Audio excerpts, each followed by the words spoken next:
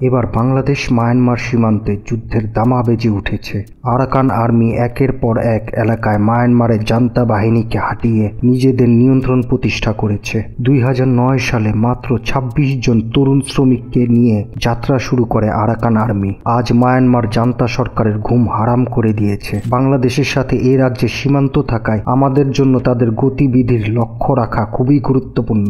সীমান্তের উপর উত্তাপ পরিস্থিতি দেখলে স্বাভাবিকভাবে প্রশ্ন জাগে, রাখাইন আর্মিরা কি তাহলে বাংলাদেশে আক্রমণ করতে চলেছে? ভারতের কিছু অংশ আর বাংলাদেশের কিছু অংশ মিলে কি তারা নতুন একটি দেশ গড়তে চলেছে? এইসব প্রশ্নের উত্তর জানতে চলুন শুরু করা যাক আজকের বিশ্লেষণ। প্রথমত, আরাকান আর্মি মায়ানমার জান্তা সরকারের অব্যবস্থাপনা ও দীর্ঘদিনের অত্যাচারের সুযোগ নিয়েছে। রাখাইন রাজ্যের মানুষ বছরের পর বছর জান্তা সরকারের নিপীড়নের শিকার হয়েছে। এই রাজ্যের জনসংখ্যা 30 লাখেরও বেশি। এর 60% রাখাইন বৌদ্ধ এবং প্রায় 35% মুসলিম রোহিঙ্গা। পূর্ণ স্বাধীনতার আশায় 2009 সালের 10ই এপ্রিল 26 জন সদস্য নিয়ে যাত্রা শুরু করেন আরাকান আর্মি। আরাকান আর্মিকে রাখাইন রাজ্য ভিত্তিক একটি বিদ্রোহী গোষ্ঠী হিসেবে অভিহিত করে মিয়ানমার সরকার। প্রতিষ্ঠার পরপরই তাদের সঙ্গে যোগ দিতে থাকে পাথর খনিতে কর্মরত অভিবাসী রাখাইন শ্রমিক। সেই থেকে তাদের বিদ্রোহ শুরু। ধীরে ধীরে বড় হতে থাকে সংগঠনটি।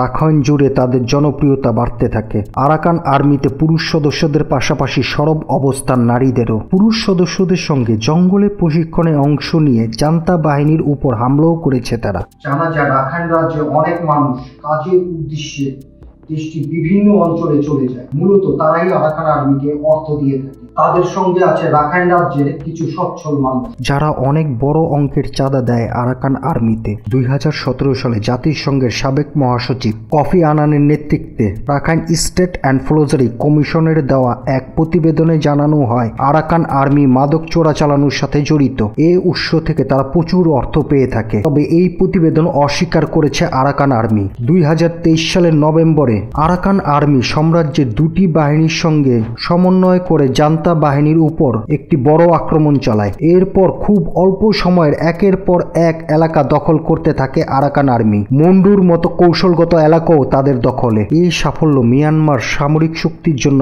এক বড় ধাক্কা। কিন্তু প্রশ্ন হলো, তাদের এই সাফল্য কি শুধু মিয়ানমার রাজ্যের ভিতরেই সীমাবদ্ধ থাকবে, নাকি তারা আরো বড় কিছুর পরিকল্পনা করছে? আরেকটা প্রশ্ন হলো, তারা কি বাংলাদেশের কক্সবাজার ও চট্টগ্রামের দিকেও আগাতে পারে? এই উত্তেজনার পরিণতি কি হতে পারে? বাংলাদেশ মিয়ানমার সীমান্তের উত্তেজনা একেবারে চরমে পৌঁছেছে। রাখাইন রাজ্যে আরাকান আর্মি ও মিয়ানমার জান্তা বাহিনীর মধ্যে সংঘর্ষ দিন দিন আরো তীব্র হচ্ছে। আরাকান আর্মি ইতিমধ্যে মন্টুর মতো কৌশলগত এলাকাগুলো দখল করতে শুরু করেছে, যা বাংলাদেশ সীমান্ত থেকে মাত্র কয়েক কিলোমিটার দূরে। এমন একটা পরিস্থিতি তৈরি হয়েছে যেখানে মর্টার সেল বিস্ফোরণের শব্দ ও গুলির আওয়াজ বাংলাদেশের ভেতর পর্যন্ত শোনা যাচ্ছে। বেশ কিছু মর্টার সেল বাংলাদেশের সীমান্তে পড়েছে, যা অনেক ক্ষেত্রে বিস্ফোরিত হয়েছে। এই ঘটনাগুলো সীমান্তবর্তী এলাকায় বসবাসকারী মানুষগুলোর ভিতর চরম উদ্বেগও তৈরি করেছে। এতে করে বাংলাদেশের সামরিক বাহিনীও হাত গুটিয়ে বসে নেই। বাংলাদেশের বিজিপি সীমান্তে তাদের নজরদারি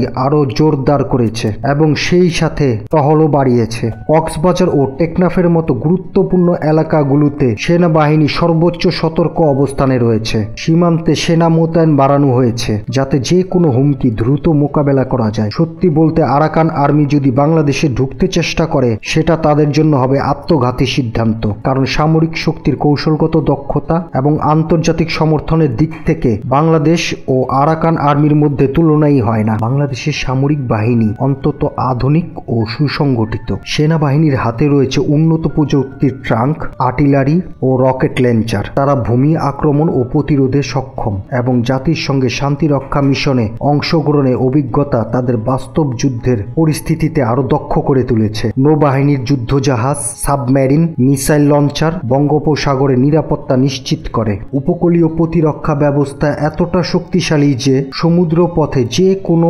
আক্রমণ প্রতিহত করা সম্ভব। অপরদিকে আরাকান আর্মির কোনো নৌবাহিনী নেই। বাংলাদেশের বিমান বাহিনী আরো এক ধাপ এগিয়ে। তাদের অত্যাধুনিক যুদ্ধ বিমান, রাডার সিস্টেম ও আকাশ প্রতিরক্ষার ব্যবস্থা আকাশপথকে সুরক্ষিত রেখেছে। অপরদিকে আরাকান আর্মি আকাশ প্রতিরক্ষার দিক থেকে একেবারে শূন্য। এই জন্য বাংলাদেশের মতো শক্তিশালী রাষ্ট্রের সাথে তাদের সংঘর্ষে জড়ানো একেবারে অবাস্তব। সবচেয়ে বড় কথা, আরাকান আর্মির মূল লক্ষ্য মিয়ানমার রাখাইন রাজ্যে স্বায়ত্ত শাসন প্রতিষ্ঠা করা। তারা যদি বাংলাদেশের মতো শক্তিশালী রাষ্ট্রের সাথে যুদ্ধে জড়ায় তাহলে তারা তাদের লক্ষ্য থেকে সরে যাবে। এর ফলে তারা আন্তর্জাতিক সমর্থন হারাবে।